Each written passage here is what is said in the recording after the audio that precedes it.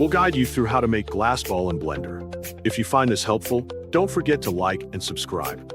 People search for this tutorial because many beginners in Blender want to learn how to create basic 3D objects with realistic materials like glass. They often need simple, step-by-step guidance. This helps them understand modeling, shading, and modifiers, while improving their skills in creating visually appealing 3D designs. First, open Blender on your desktop to begin the modeling process. Once the program is open, select all objects in the scene by pressing the A key on your keyboard. After everything is selected, delete it all by pressing the X key and confirming the deletion. This will clear the workspace so you can start fresh.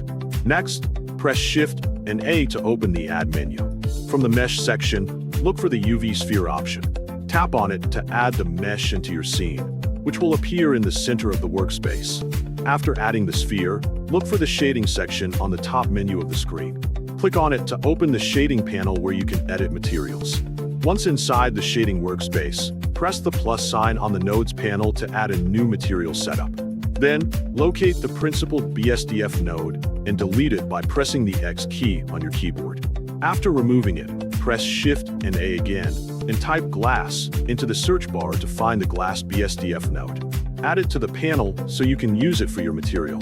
Next, connect the glass BSDF node to the material output node so the object will display a glass texture.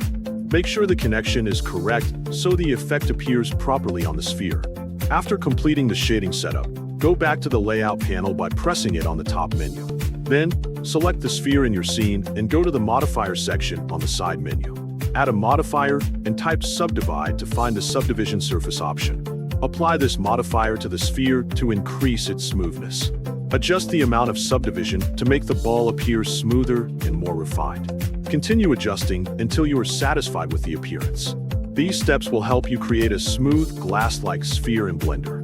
Practice this process regularly to become more familiar with modeling and shading tools.